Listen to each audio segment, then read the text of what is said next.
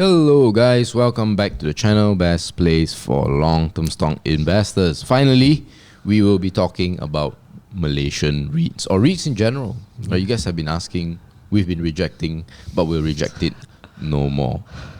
Before we go on, we would like to say two things. One, obviously, none of what we say should constitute as financial advice. If you need that sort of advice, please speak to a professional. And number two, we do not own any shares mentioned in this video.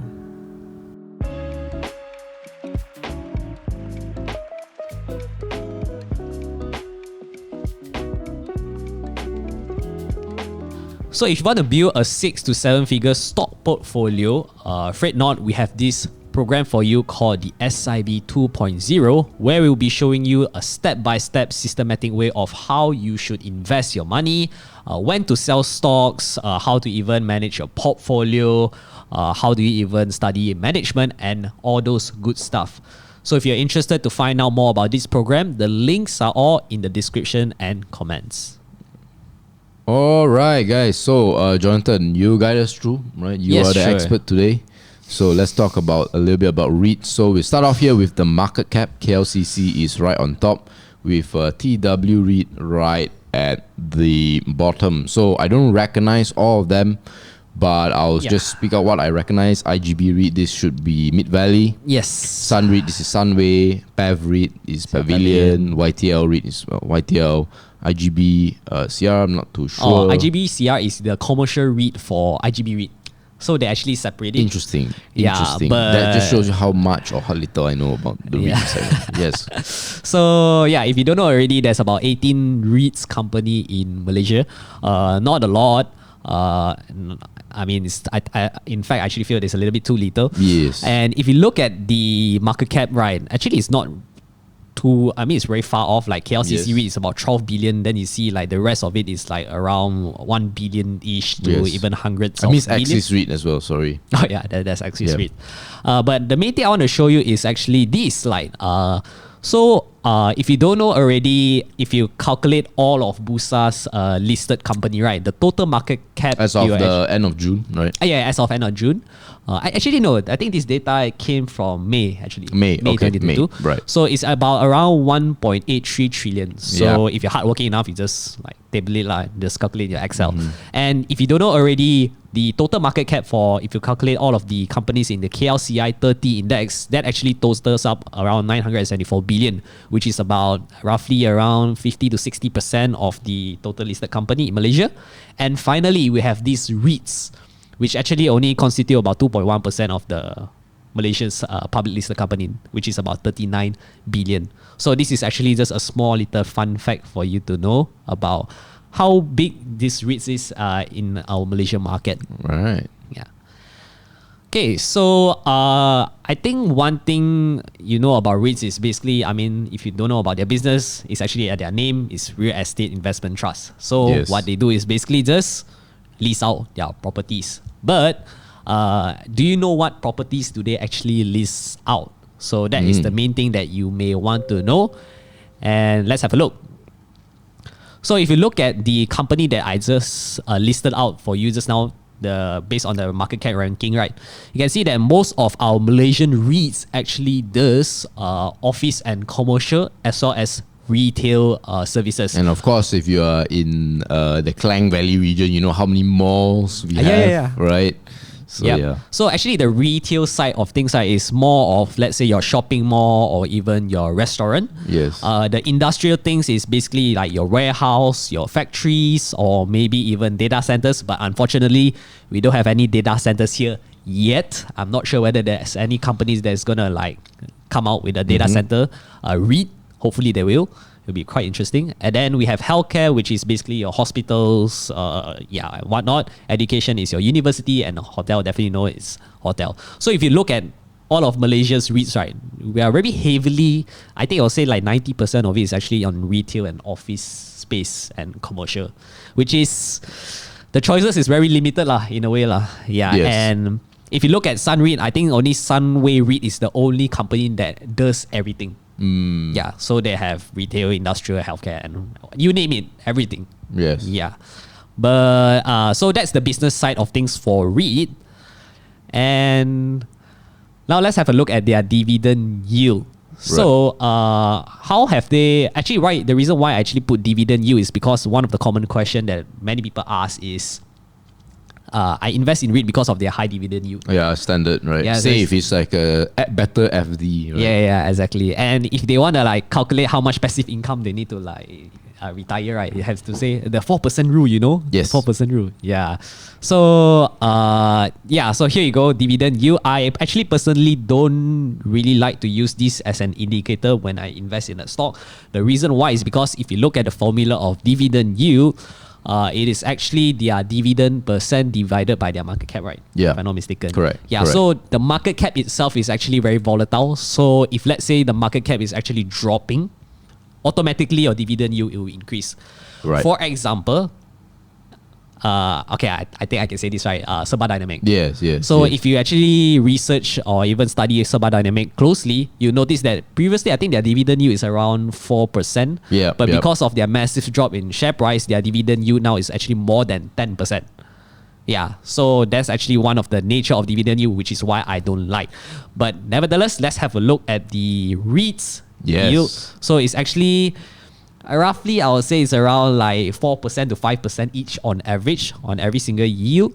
But which REIT actually give out a very consistent dividend payout? That is more important. Yeah, right? that is actually because the most it's a reflection of the sustainability of the business that they are in. Yes. It's not very choppy. And you view one. So the key thing is, the problem is a lot of investors is that they just say, okay, how much I want? Then the REITs is going to give me passive income. So the highest dividend yield therefore becomes what I want. Yeah. Right? But the focus should be how good the business is, what's the sustainability, and that will actually increase not just, I would say, the dividends you receive, but also potentially the share price. Yes. Okay, surprise. So actually out of the 18 REITs companies, right, only these 3 companies have been paying out a very consistent dividend.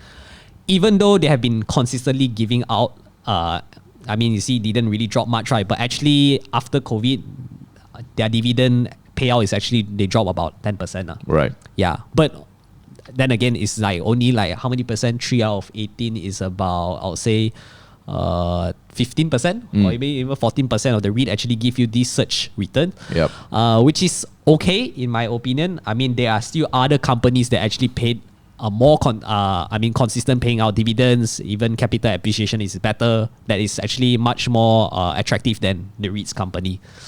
Okay, so now we have a look at the dividend side of things, right? Now let's have a look at the one of the most exciting type of returns, which is the capital appreciation. So if you look at capital appreciation wise, also there's only 3 companies that really did a very great return, but then these 3 returns are actually coming from since the IPO. Yeah, so if you look at like the KLCC staple group, right, from 2008 to 2022, you only be making about 200% increase in capital appreciation, which is okay, but I mean, it's quite a long time lah. I mean, it take for you like 12 to 13 years to just make a 3x. 3x. Yeah. I mean, it's still a great return, but there's still other companies that is maybe even perform better than this type of companies. And then the next one is Sun REIT, which actually perform about 67%, and Atrium 57%. So yeah, that is basically the capital appreciation side of things about REITs. So what do you think about their dividends and capital appreciation? Yeah, obviously is decent, right? Like 200% in what, 12 years. That's roughly, if my math is right, maybe close to 10%, I want to say. But if you include the dividends, it's probably a lot higher than that. Yeah, a little bit, maybe a little bit higher than that. So I think that is, it's nothing to shout about, but it's not bad. Yeah, it's not a bad thing, right? Okay, so the next thing that we're going to be talking about is more towards what should you look out of this circle of these Malaysian REITs. There are actually a lot of interesting REITs outside of Malaysia, right, and I will be showing you guys in the next slide. Alright guys, as usual, if you like the video, remember to like it, comment, subscribe, click on the notification bell so that you know whenever new videos pop, you get it fresh. Okay, so as mentioned just now, you should think out of a box, not just look at the Malaysian REITs, but also countries like, for example, Singapore. Yep. So if you look at this article that I actually find it pretty interesting, it's actually compiled by the fifth person. Thank you so much for this actual report. You actually see that there are actually a lot of REITs that actually give you a much better return than Malaysian REITs. Yep. So for example, those highlighted ones that I actually put right. For example, the Maple Tree, I think it's Industry Trust. That is actually a REIT that focuses on industrial and data center. Right. That you don't see in Malaysia. I mean, data center is actually one of I would say it's a more sustainable and profitable kind of sector. Yeah, and it has a lot of future going Yeah, ahead. and also exactly. There's a lot of future prospect on this data center sector, and which is also why you see the returns that you actually be getting is more than what you will be getting if you, let's say, you invest in a normal retail or even shopping mall or even hotel REITs. That actually if you look at the stats, you get around like 300% to 400%. And another REIT that actually caught my eye is actually the Parkway Life REIT. This is a healthcare REIT. Actually, we also do have a healthcare REIT in Malaysia, which is YTL, if I'm not mistaken. Yeah, I think Al-Akar, that's the other one. Yeah, and KPJ one. Al-Akar. Yeah, correct. So I'm not sure why have they not performed as well as the Parkway Life REIT. Maybe it's because of the management or how they run things. I don't know. Because I didn't really study in depth. But definitely, if you look at how other countries' other countries' healthcare REITs are actually performing, they're actually doing much better. Yep. But this is not only the case for Singapore. If you look beyond, again, if you look at the United States, for example. So actually, fun fact, right? Do you know that Prologis is a REIT that actually help Amazon manages their inventory? It's like a warehouse for Amazon to store their items over there. Yeah. And then they just rent them the space. And then they are the largest REIT in the world. I mean, Amazon's huge, right? Yeah, correct. And another cool fact is that this Prologis, if you look at their share price performance, they actually had more than 10x their that's crazy, man. Yeah, company. Yeah. So that's actually pretty interesting. And then another company which we also don't really have is the American Tower REITs. REITs. This one is basically they help to manage companies like AT&T and T-Mobile. So they are actually our Malaysians DG or even Maxis. Correct me if I'm wrong. Yeah. It's basically your mobile planner. And they help you manage the tower, the operator tower. And they actually lease it to this type of players. And we don't really have this type of REITs in Malaysia, which is a pretty interesting thing also. Yeah, we are quite far behind. So it depends on how you look at it. Just to conclude, right? I think we know that the Malaysian REIT space is limited, or you can see it as underdeveloped. Yeah. So there's opportunity for development. And now that we've seen places like Singapore and the US succeeding in some of these areas like data centers and all that, then the next one that comes out in Malaysia, if it is coming, certainly might be an opportunity.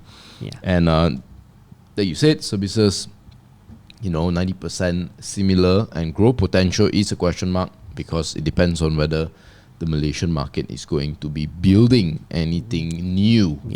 In the industry. Yeah, to me, it's just the REITs industry just need more innovation in their space. I mean, right now we are actually slowly expanding towards the industrial sector, which is we are actually making it more warehouse space. Yeah. Of course, because of COVID-19, that's why there's like a lot of delivery, online delivery and whatnot. They need space to put their inventory. Hence, the industry's space has been growing.